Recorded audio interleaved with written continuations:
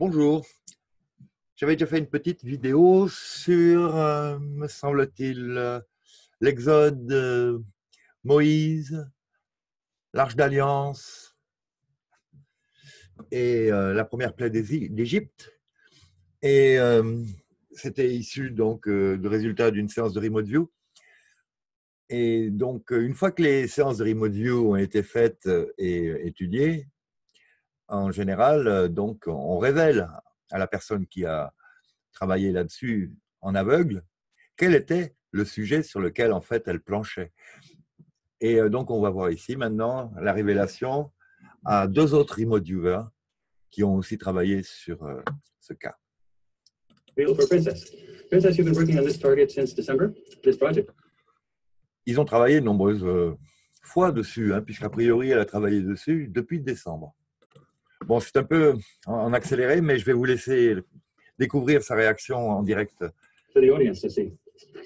So the target for this first part of the project is that the viewer will remote view the historical person known as Moses during the moment when he was first creating or receiving the Ten Commandments. Et ça, c'est Aziz, le troisième larron, si on peut dire, qui a aussi travaillé sur ce sujet. Donc, Aziz Brown, qui était aux Philippines, je crois, ou en Thaïlande, pour faire cette étude-là. Et je vais aussi laisser voir sa réaction pure. I mean, the odds. I never thought that the guy was Moses, though. Like that's pretty cool. Il n'aurait jamais cru que le gars était Moïse, et c'est surprenant. Cool. Yeah. Now, a little background. You have to understand the Ten Commandments is not just the historical understanding of those 10 laws on stone or whatever it was. We don't really know what it is. Il lui dit, il faut que tu comprennes que les 10 commandements, ce n'est pas juste l'histoire de comprendre qu'est-ce que c'est que ces écrits sur la pierre. On ne sait pas vraiment ce que c'est. Il y a la légende des 12 commandements, des 10 commandements. C'est cette légende qui a parcouru le monde, comme quoi il y avait des objets dans cette arche d'alliance qui était comme une arme de destruction massive. Donc, ce qu'on savait, c'est qu'il y avait quelque chose comme ces tables des 10 commandements et qu'il y avait quelqu'un appelé Moïse, ou en tout cas quelqu'un qui a reçu les 10 commandements. J'ai bien vu quelqu'un qui était plus ou moins responsable d'une région et qui faisait des discours. Elle a vu une forme pyramidale. Il avait quelque chose dans la main, un bâton, a priori, un sceptre. En anglais, on dit staff, c'est plus rapide. Cet objet semblait être fait de bois et de pierre. Elle avait aussi précisé au début, enfin, quand ça s'est passé, qu'il y avait aussi du métal. Elle avait décrit la boîte et l'objet à l'intérieur était plus ou moins cylindrique. Il y avait une décoration, des lettres, des images. Elle avait aussi défini qu'il y avait une sorte d'énergie qui en émanait. Ce n'était pas qu'un objet passif. En plus, la description de ces formes de pyramides qu'il y avait un peu partout, elle a aussi décrit. Elle avait aussi décrit quelqu'un comme un homme-oiseau. Enfin, en tout cas, là, elle précise un petit peu, quelqu'un qui avait une robe, qui avait comme une face d'oiseau, avec de grands yeux et des plumes. Est-ce qu'on peut imaginer que c'est à ça qu'elle fait référence? C'est donc Horus, si je ne m'abuse. Donc, il va préciser là qu'elle était la cible numéro 10B. Et on va découvrir ça ensemble. All right. I'll read it for the audience while you're hearing it for the first time. The viewer will remote view the artifact that is known as the original Ten Commandments that would... Le remote viewer va devoir étudier l'artefact qui est défini comme étant les 10 commandements originaux qui ont été donnés à Moïse, et aussi où est-ce qu'il est maintenant en 2017. Donc c'était bien en décembre 2017, même si maintenant on est en début 2018. Le 21 avril 2018 pour être précis, quand on regardera cette vidéo dans le futur. Donc l'idée c'était vraiment de définir l'objet tel qu'il existe maintenant et où. Et voici la réaction d'Aziz Brown. What? What?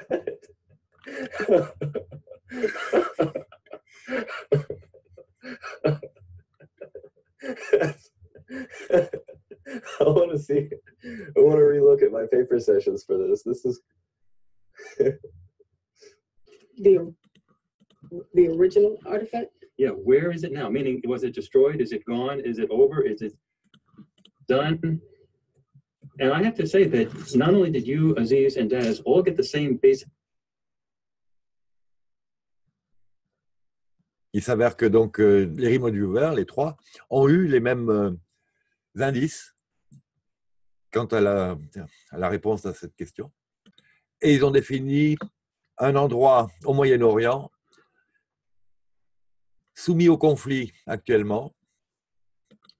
Lui aussi compare au film d'Indiana Jones et il dit que si on enlève les nazis du film et qu'on les remplace par ISIS, la scène est la même.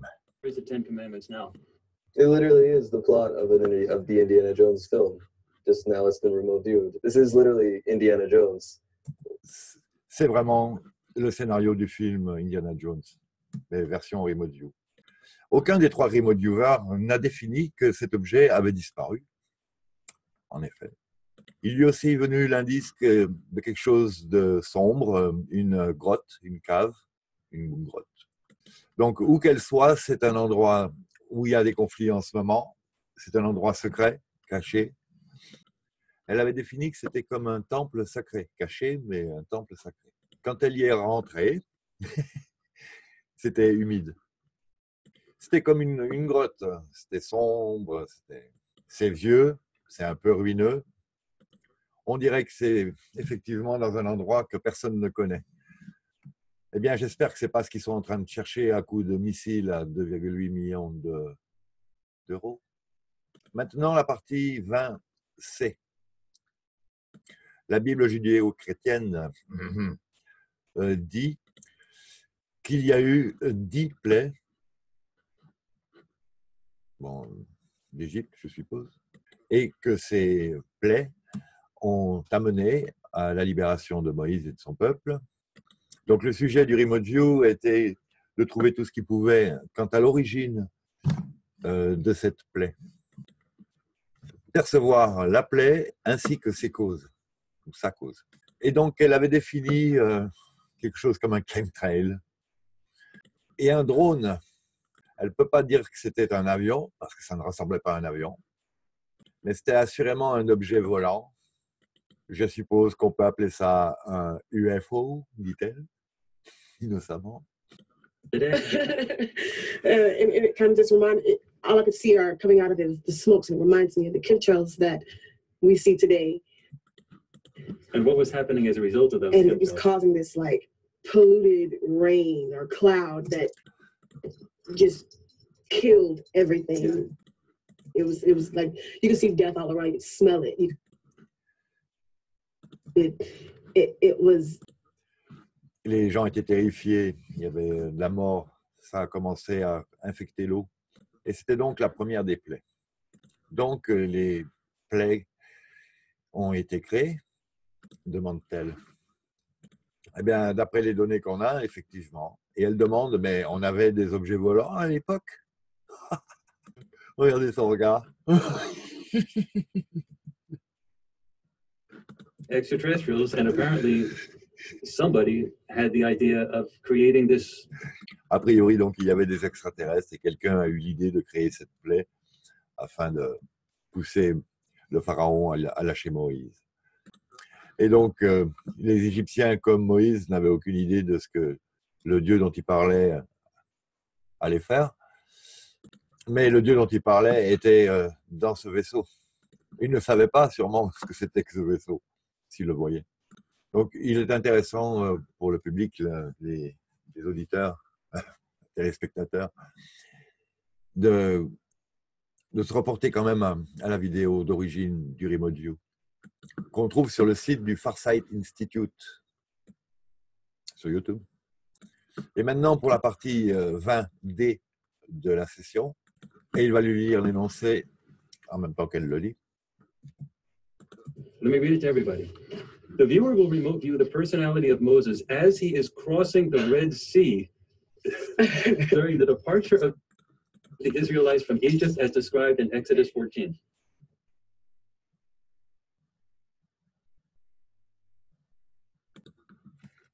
comme décrit dans l'Exode 14, la personnalité de Moïse pendant le passage de la mer Rouge.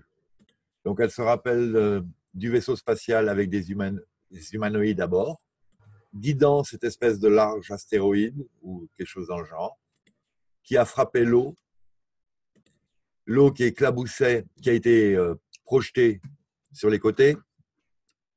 Ce n'était pas Dieu qui a partagé les eaux, c'est le vaisseau spatial qui a envoyé cet objet dans l'eau, qui s'est donc séparé sur les côtés, comme quand on envoie un gros caillou dans une petite flaque d'eau. Il y a un moment où on voit le fond de la mare. L'eau est partie dans toutes les directions et les gens ont traversé. Elle est très surprise, elle ne s'attendait pas vraiment à cette explication-là, de ce qu'elle a vu, ce qu'elle a décrit. Il y a vraiment l'idée d'un roc venant de l'extérieur qui est guidé vers la mer Rouge et balancé dedans. Enfin, maintenant, vous imaginez bien ce que ça a pu donner. Il l'aurait pris peut-être de la ceinture d'astéroïdes ou d'ailleurs. Alors ça veut dire qu'on peut encore le trouver. Enfin, si ce n'est pas désagrégé, c'est peut-être un bloc de sel. Donc tous les remote viewers, là, ont décrit la même chose. Aziz se rappelle, oui, effectivement, tout ce genre de boules de feu, ces objets tombant du ciel, une vague d'eau géante, le tout ne laissant que de la boue à l'endroit où il y avait cette énorme rivière, dit-il. Il se rappelle qu'elle lui avait dit que c'était si fou, que c'était vraiment une situation terrible.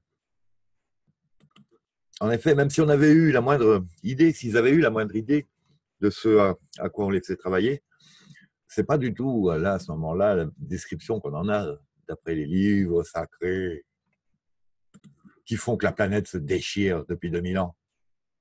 Au bénéfice de celui qui était dans le vaisseau spatial là-haut. Enfin, ça, c'est moi qui rajoute, mais j'en deviens de plus en plus convaincu. De toute façon, c'est évident. Quid bono, bénéfice. À qui profite le crime? Et ça continue en ce moment-là. C'est pour ça que j'incite les gens à s'intéresser aux origines des livres sacrés, à faire les comparaisons d'un continent à l'autre, à écouter ces remote view et à concevoir qu'on est complètement manipulé, bien au-delà de nos disputes interethniques, internationales ou autres. Tout ça n'est fait que pour nous occuper l'esprit ailleurs que sur la question essentielle. Un, qu'est-ce qu'on fout là? Pourquoi? Et de deux, mais ne se foutrait-on pas de notre gueule? Donc il faut savoir que quand on s'énerve à ce propos, on émet des énergies qui vont finir par nourrir ces mêmes genres de vampires. Donc imaginez bien que je ne suis là que dans un effet théâtral et que personnellement, bon, que vous voulez qu'on y fasse. Maintenant qu'on sait, par contre, c'est plus facile à digérer et à gérer aussi. Moi, j'espère.